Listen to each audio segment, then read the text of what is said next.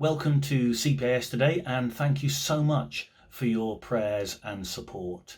3 things I'd love to put before you to pray today and over the next week, 10 days or so. First of all, let's give thanks for all those who've been joining us at our webinars over the last couple of weeks. Last week we had 2 webinars and 960 people booked places on them. So do pray for James Lawrence and the team as they work out what happens in the next of our series entitled Leading into the Future, and also for the webinar entitled Evangelism During COVID.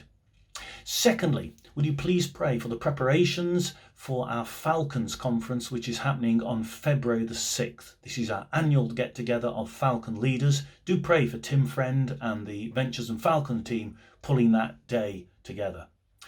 Thirdly, will you please pray for a number of CPAS patronage parishes currently in vacancy and looking for a new vicar. I hope you've got a pen and paper ready. Here's your list: Holy Trinity Cambridge, St Paul's Dorking, Christchurch Spitalfields, Little Heath Potters Bar, St Paul's in St Albans, St Matthew's Tipton, the Bungay Benefice in Edmondsbury and Ipswich Diocese, and the Chudley team in Exeter, and 1 or 2 others as well. But do pray in particular for those parishes and benefices, and for Mike Duff and our patronage team and trustees as they oversee those appointments.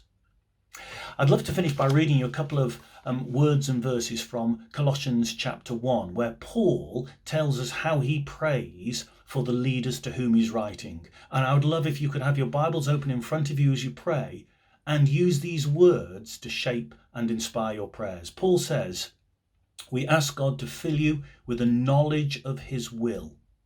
We ask God that you might live a life worthy of the Lord, bearing fruit in every good work.